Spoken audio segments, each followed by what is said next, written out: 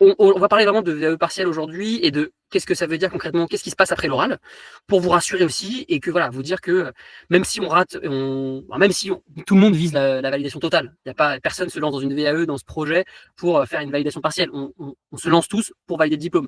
Néanmoins, je veux vous rassurer là-dessus.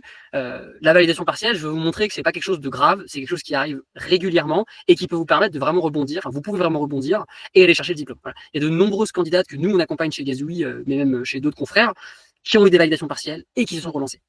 Et qui ont eu le diplôme au bout du premier essai, voire même j'ai eu des cas avec 3 essais.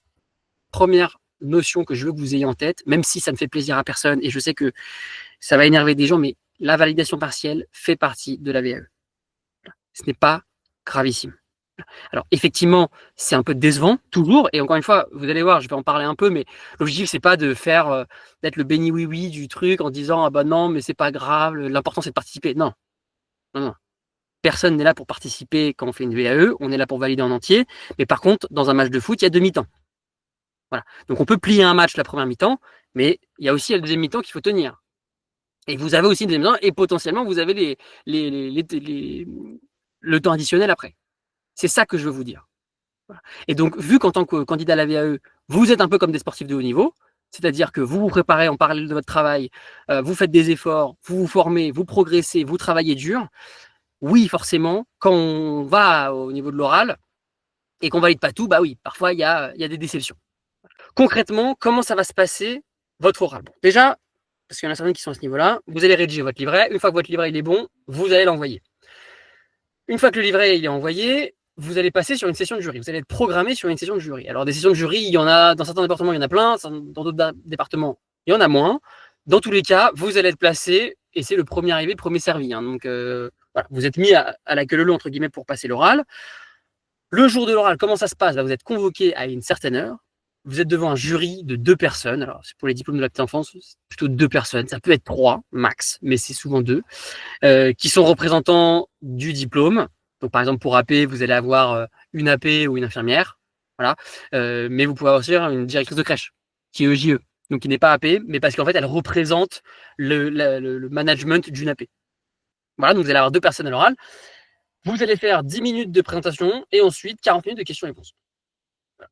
Donc en gros, c'est un oral qui va durer 50 minutes et ensuite il y a 10 minutes où le jury va en gros délibérer et l'autre candidat va arriver et c'est à son tour.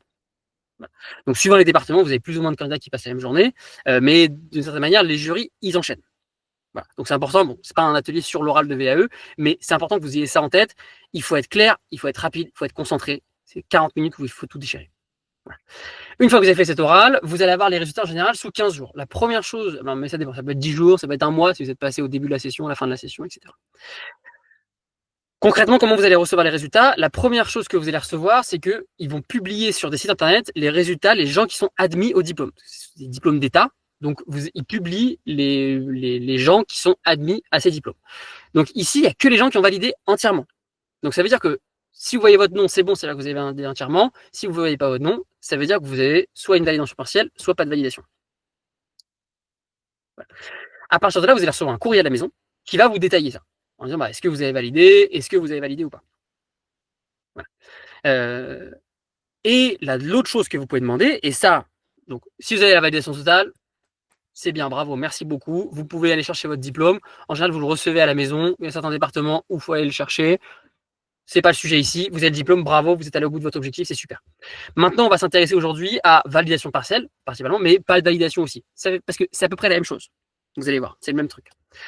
Sachant que je rappelle, la validation partielle, c'est si vous avez validé, par exemple, un ou plusieurs blocs, mais pas tous, sur un diplôme. Par exemple, le diplôme d'AP, on a 5 blocs. Si vous avez un bloc, c'est une validation partielle. Si vous avez des 0 blocs, c'est pas de validation.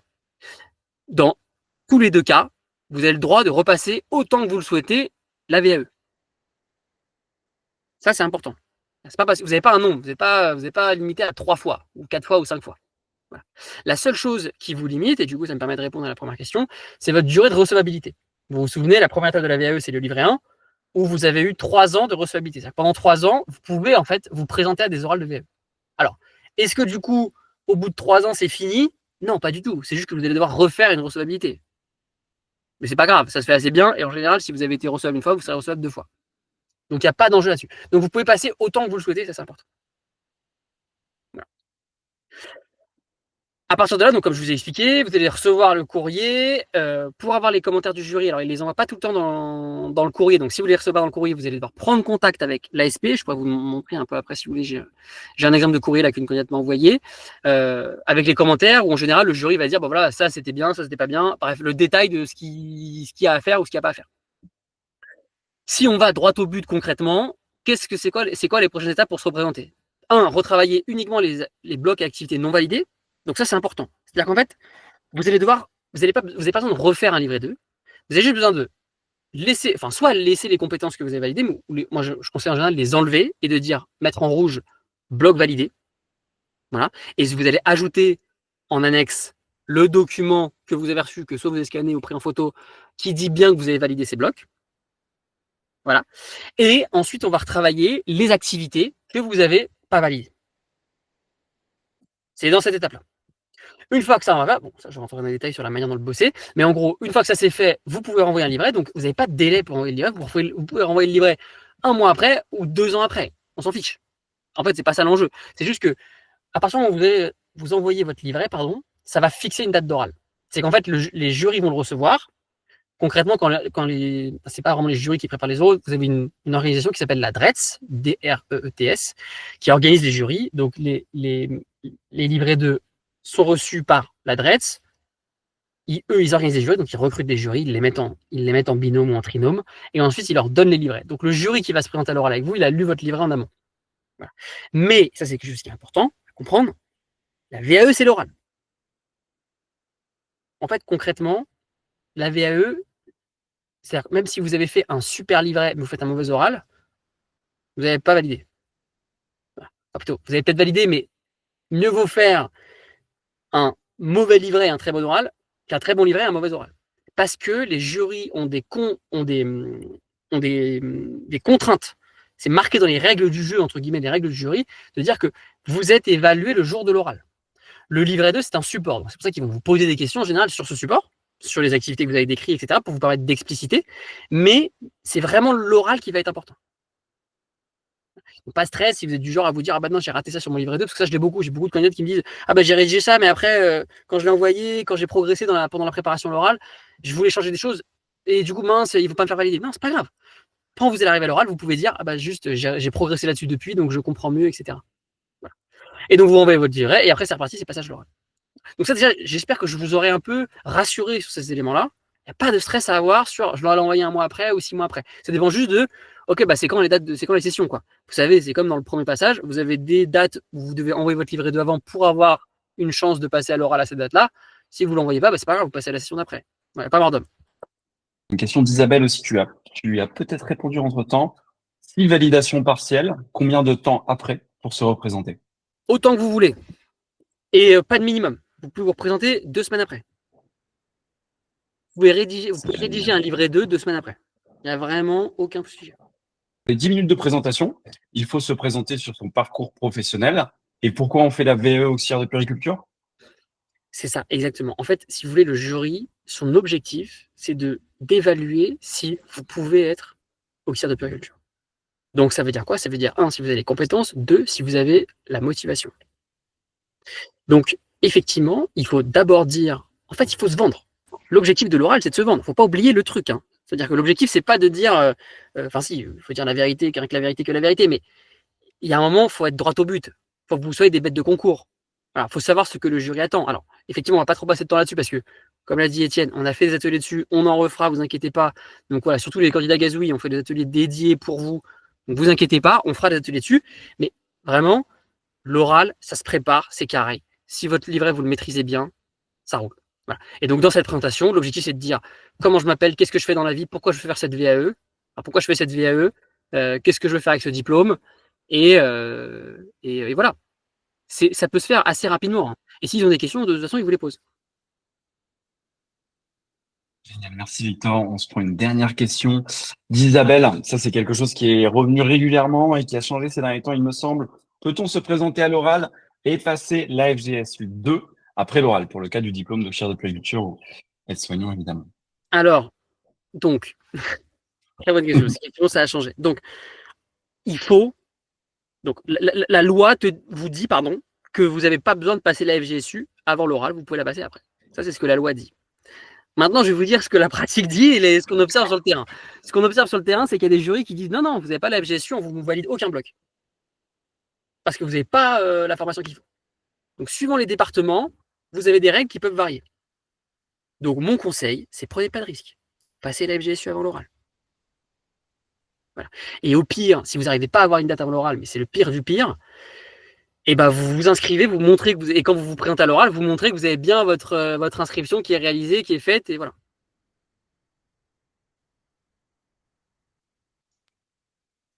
Est-ce que la validation partielle ouvre des portes en IFAP de Séverine? Oui, tout à fait. Exactement. Alors ça, ce sera un autre sujet. En gros, la validation partielle, ce que ça va vous permettre donc, déjà de faire, c'est vraiment ces blocs qui sont validés à vie.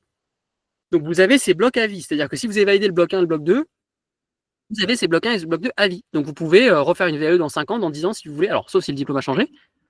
Parce que ça, effectivement, du coup, c'est plus le même diplôme. Par exemple, le diplôme d'auxiliaire de puériculture, vu qu'on en parle, c'est un diplôme qui a changé en 2022. Donc, il y a des gens qui avaient fait une première VAE en 2000, le diplôme a changé et du coup, leurs blocs ne conviennent plus. Voilà. Mais c'est des blocs qui sont valables à vie. Donc, ça, c'est le truc positif. Et donc, effectivement, si vous avez été là, vous avez deux choix. Soit vous vous dites, OK, moi, ce bloc, j'y arriverai pas tout seul. Je vais pas réussir sans la formation. Donc, je vais aller me former.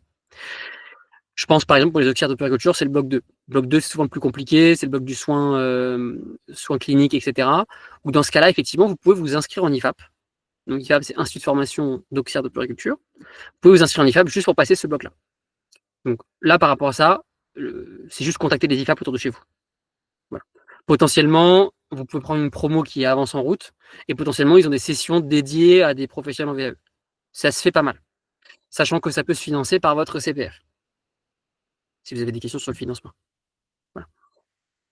Je reviens rapidement sur mes conseils, parce que voilà, on a vu le sujet. Donc là, imaginons que vous ayez une validation partielle. Moi, mon premier conseil, et ça je vous le dis vraiment, c'est se poser, ne pas se presser. C'est la première chose que je dis à toutes mes candidates quand elles ont une validation partielle et qui se disent ok, qu'est-ce que je fais, voilà. On a toutes les émotions. On a celles qui veulent se relancer, remonter sur le cheval de bataille tout de suite et se dire ah. On a celles qui sont stressées, qui disent je devrais monter, mais je suis fatigué, j'ai la flemme, je me sens pas bien. Donc en fait, elles se mettent une charge mentale énorme, etc. Donc en fait, c'est négatif. Donc moi, mon conseil, c'est posez-vous. Prenez au moins 2 semaines. 2 semaines de vacances.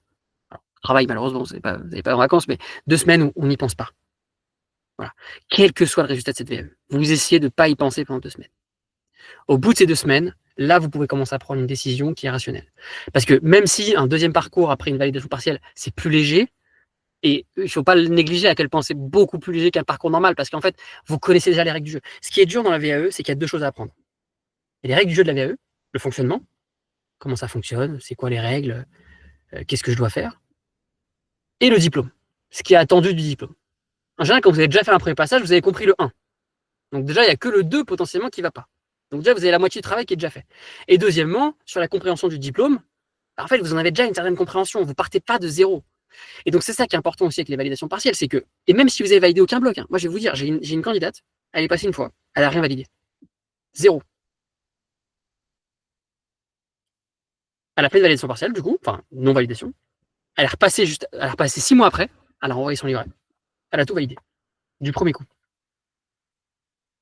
Donc, c'est possible.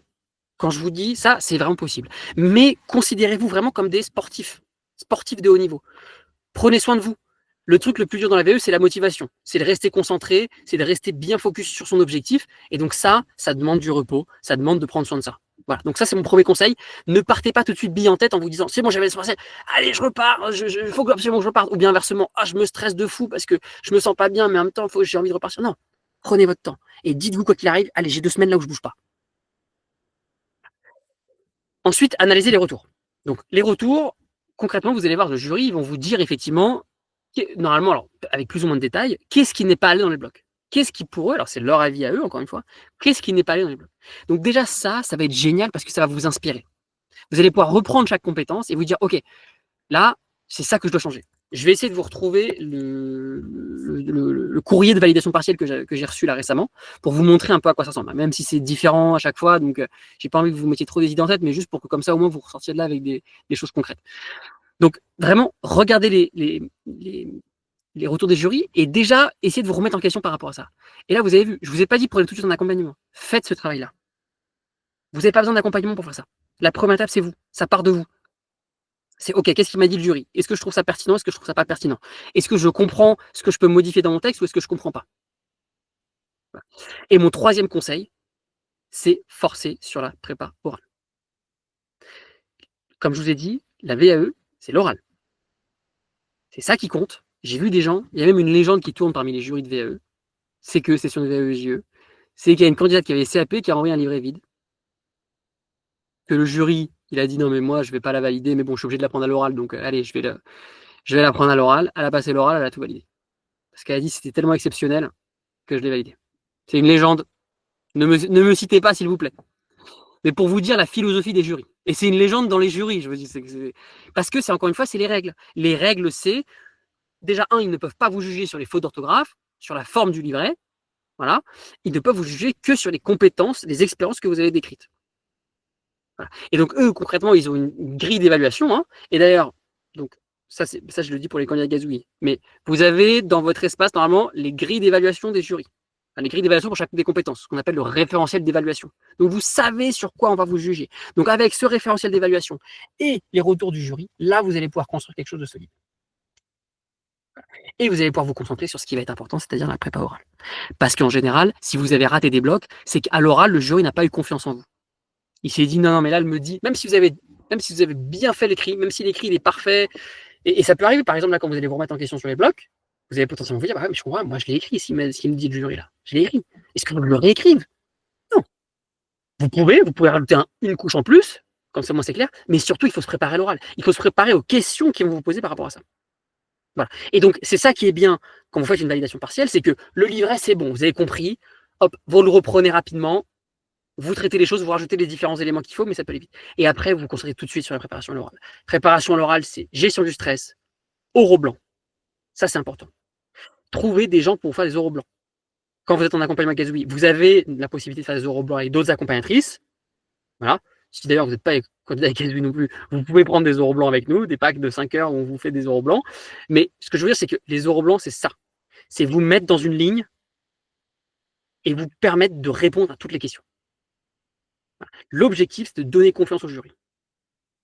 Donc, si par exemple, vous me dites, ouais, bah, Victor, moi, j'ai que 1000 euros de CPF, j'ai que 1000 euros de budget que je veux investir sur ce projet de validation partielle là, que je vais aller chercher. Mais bon, j'ai envie de refaire mon livret et en même temps, j'ai envie de me faire une préparation orale. C'est quoi, quel découpage je fais? Moi, je vous dis, vous faites 7 heures d'oral, 3 heures d'écrit. Voilà. Si vous voulez, vous pouvez rester avec la même accompagnatrice, ce qui est bien. Moi, je ferais bien. Ou sinon, vous changez. Donc, pour changer, soit, nous, par exemple, Gazou, on peut vous mettre avec une autre accompagnatrice, ou bien vous prenez un autre centre, tout court. Même si autre centre, je ne conseille pas trop, parce que nous, par exemple, dans notre équipe, les accompagnatrices, elles se parlent. Donc, en fait, par exemple, si nous, on a une autre candidate qui va venir, qui va aller avec une autre accompagnatrice pour voir un peu une sensibilité différente, elles vont se parler les deux. Voilà. Donc, ça va permettre d'aider, ça va permettre d'aller plus vite, etc. Voilà. Est-ce qu'on a des questions par rapport à ça ou ça va? Comment faire quand on ne reçoit pas les commentaires du jury? Catherine, quand on ne reçoit pas les commentaires du jury, il faut appeler la DRETS. Pour trouver ce numéro, vous appelez le numéro de l'ASP d'abord, qui va vous le donner, 0809 540 540. Je vous mets dans le chat. Ça, c'est le numéro de l'ASP. L'ASP, vous lui dites, je suis Madame X, j'ai passé mon oral, j'aimerais avoir les coordonnées de la DRETS qui a mes commentaires de jury. Soit ils vous passent la DRETS, soit eux-mêmes, ils peuvent avoir parfois les commentaires du jury. Voilà. J'ai un diplôme de JE, je suis assistante maternelle. La PMI demande à ce qu'on ait le diplôme APE pour obtenir un agrément pour 10 ans et importe le diplôme qu'on puisse. Ah oui, Muriel, ok. Ça, c'est totalement bête parce que le diplôme de JE, c'est magnifique comme diplôme. Écoutez, oui, si vous voulez passer l'AEPE, je pense que vous avez des dispenses d'ailleurs. Écoutez, prenez. Étienne, on peut partager le formulaire de prise de rendez-vous? Muriel, prenez rendez-vous avec le membre de l'équipe. On va analyser parce qu'on n'a jamais eu le cas, hein, pour être tout à fait transparent. On n'a jamais eu des EJE qui voulaient devenir CAP, enfin qui avaient besoin du CAP. Mais vous pouvez prendre rendez-vous. Hop, est-ce qu'on a d'autres questions? Pour l'instant, ça va, j'ai l'impression. Hop. Ensuite, les questions classiques. Ça tombe bien parce que je me suis dit, il n'y a pas de questions, on y va. Moi, je me suis dit toutes les questions auxquelles on me pose le plus souvent. Est-ce que je reprends un accompagnement? Ça, pas obligatoire du tout. Voilà. Si vous sentez, moi, je le propose souvent, mais vraiment pour l'oral. Si vous pensez que le jury il s'est trompé, c'est une injustice, et qu'en fait vous êtes top, alors pourquoi pas, mais ça c'est vrai qu'effectivement, attention. Mais si vous pensez ça, prenez pas d'accompagnement. Moi, je vais vous dire, l'accompagnement, c'est principalement pour l'oral. Voilà. Donc, concentrez-vous là-dessus. Si vous avez la possibilité de faire des oraux blancs, entre guillemets, avec des gens, si vous êtes en structure, si vous travaillez en structure, ou bien si vous travaillez en tant qu'assistant maternelle et que vous préparez le diplôme de JE, vous avez l'animatrice du relais petite enfance qui peut vous aider. Et essayez, en fait, les oraux blancs, c'est pas seulement des. Alors, nous, les oraux blancs qu'on fait, c'est des oraux blancs avec des accompagnateurs qui sont jury. Donc, en fait, vous êtes vraiment en situation de jury. Mais si vous vous dites, bah, moi, j'ai pas de gens autour de moi et j'ai pas de budget que je souhaite investir dans la préparation orale, comment je fais? Bah, déjà, faites des jurys blancs avec votre famille. Juste ça. Parce qu'en fait, encore une fois, ce dont on se prépare aussi à la prise de parole en public. Voilà. Et ça, vous allez être jugé là-dessus. Donc, en fait, vous pouvez vous entraîner avec votre famille, avec vos amis, avec vos collègues. Voilà. Surtout si vos collègues, potentiellement, vous êtes en crèche et vous avez des collègues AP si vous passez AP, EGE si vous passez EGE, ou si vous êtes assistant maternelle, des professionnels qui savent, voilà, vous savez, on a toujours autour de nous des professionnels toujours un peu zélés, et qui sont top, qui connaissent tout. Bon, bah voilà, demandez-leur des conseils. Et ça, vraiment, j'insiste dessus, c'est que se préparer à la VAE, c'est pas juste avec des organismes d'accompagnateurs. Et là, je prêche pas pour ma paroisse. Moi, j'ai envie que vous fassiez des accompagnements avec nous. Mais vraiment, je veux vous rassurer là-dessus. Nous, on vous vendra pas un parcours si on sent que vous n'êtes pas prête. Ça sert à rien. On va perdre du temps. Vous allez perdre du temps aussi. Vous allez être déçus. Donc, vous pouvez aussi trouver de l'aide autour de vous. Mais il faut juste effectivement demander. Et demander, ça peut être compliqué. Donc, je comprends. Mais voilà. Vraiment, je veux vous rassurer là-dessus. Vous n'êtes pas du tout obligé de reprendre un accompagnement. Est-ce que si je repasse, j'aurai le même jury? Pas forcément. Moi, j'ai déjà eu le cas où effectivement on avait des candidats qui avaient le même jury ou pas, mais c'est fait de manière aléatoire. Et du coup, la question qui est associée, c'est est-ce que si je repasse le jury, est-ce qu'il sait que je suis déjà passé? Non. Et ça, c'est important. Alors, ce qu'il sait, c'est que si vous avez déjà validé un bloc, par exemple, bah, il sait que vous avez validé un bloc. Donc, il se doute bien que vous l'avez validé d'une certaine manière, le bloc. Voilà. Vous l'avez peut-être validé en IFAP, mais a priori, il ne pense pas. Il pense que vous l'avez validé en VAE. Donc, ils peuvent savoir, mais un, ils n'auront pas accès aux commentaires des jurys, des autres jurys que vous êtes passés. Et de deux, il ne sait pas forcément que vous êtes en VAE. Voilà. Donc, rassurez-vous là-dessus. C'est pour ça que je vous dis, vous pouvez passer autant que vous voulez. Je ne sais pas si j'ai la force de me relancer, comment faire? Voilà. Ça, c'est vraiment, je reprends et je veux vraiment être transparent là-dessus, c'est qu'on n'est pas là pour souffrir. Toutes les candidats de Gazuel le savent, je le répète, je mets des messages toutes les semaines. On n'est pas là pour souffrir dans la VAE. On est là pour, on a de l'ambition, on a envie de réussir, on a les crocs d'aller chercher des choses qu'on n'a pas accès aujourd'hui, mais on n'est pas là pour souffrir. Donc prenez votre temps, ménagez-vous. Voilà. Si vous sentez que vous n'êtes pas prêt à vous relancez pas. Si vous avez vraiment envie de vous relancer, etc., bah, relancez-vous tout doucement. Prenez pas d'accompagnement, par exemple. Commencez peut-être juste venir à des accompagnements collectifs gazouilles, comme ce qu'on fait là aujourd'hui. Voilà. Remettez-vous doucement dans le bain. Parce que moi, j'ai aucun doute. Si vous avez fait un premier parcours, vous allez réussir à en faire un deuxième. Et vous allez réussir à en faire un troisième. Ça, c'est sûr. Voilà. Après, est-ce que vous avez envie de le faire? Ça, c'est un autre sujet. Mais c'est sûr que vous pouvez le faire. Puisque vous l'avez déjà fait, vous avez fait le plus gros, vous avez fait le plus dur. Voilà. Vous avez fait les 90 minutes du match de foot. Et là, bah ouais, il y a les tirs au but. Oui, bah, vous allez réussir à les faire, les tirs au but. Vous avez déjà couru. Donc voilà. Et c'est important parce que si on sent, nous, on a beaucoup de cas, des candidats qui sont très zélés, où ils sont vraiment dans ce délire de dire, allez, on y va, j'y vais, faut pas que j'arrête. Oui, mais en fait, finalement, vous allez vous prendre un mur. Prenez le temps. Et c'est notre rôle aussi en tant qu'accompagnateur de vous dire, tranquille, t'as vachement bien fait déjà. T'as été top. Là, je voyais une candidate dans le chat là, qui disait, j'ai validé 5 blocs sur 8. Mais attendez, c'est génial. Repensez à vous il y a 6 mois. 6 mois avant, 8 mois avant, où vous étiez nulle part. Donc c'est top. Soyez-en fiers. Et c'est aussi une des manières de pouvoir repartir et de repartir sur le bon pied. C'est super important. Si on n'est pas prêt à l'oral, on peut refuser le passage le temps qu'on se prépare. Alors, c'est pas que vous pouvez refuser le passage oral, mais vous pouvez ne pas vous présenter. Si vous ne vous présentez pas, vous ne présentez pas, vous n'êtes pas validé. Mais vous ne pouvez pas refuser le passage oral. Parce que le risque qui se passe, c'est que, imaginons que vous ne veniez pas à l'oral, donc en fait, vous n'avez pas validé, vous renvoyez un livret 2, et du coup, vous avez pris du temps, donc en fait, vous n'êtes pas forcément sur la session d'après. Donc potentiellement, vous n'allez pas réussir à passer à l'oral après, mais à celle encore d'après. C'est le seul risque. Mais moi, ce que je conseille souvent, je vais vous dire, quand vous sentez que vous êtes pas prêt à l'oral, faites-le. En fait, vous vous en fichez. L'important, c'est de l'expérience. L'important, c'est d'avoir un maximum d'expérience, d'être prêt. C'est comme les gens quand on dit ils ont fait la Ligue des Champions, Kylian Mbappé, il a fait 3 finales de Ligue des Champions. Bah oui, mais en fait, il les a pas gagnées. On s'en fiche. On sait que quand il va se présenter à la 4e, il a l'expérience. Il connaît déjà des choses. Il est rassuré par des choses. On se rend pas compte de la puissance de notre cerveau pour en même temps nous mettre des bâtons dans les roues. Et ça, je pense que tout le monde voit ce que je veux dire. C'est qu'on ne sait pas pourquoi on commence à paniquer, à stresser pour rien. Et inversement, que notre cerveau soit la machine la plus magnifique qui soit, où tout est fluide, tout est logique. Voilà. C'est pas gratuit. C'est pas gratuit que ce soit logique, que ce soit compréhensible. Non, c'est du travail. Et d'ailleurs, dans la VAE, c'est ce que vous faites. Voilà. Donc, prenez tout ce que vous avez à apprendre. Si votre directrice, c'est ce que je vous dis, hein, si votre directrice, elle vous propose de vous aider, même si vous ne l'aimez pas, et qu'elle vous dit, bah moi, je peux t'aider, je peux faire un euro blanc avec toi, même si vous savez que vous allez passer un mauvais moment avec elle, mais attends, prends ce qu'on a à apprendre. C'est de l'expérience. Ça nous fait du bien.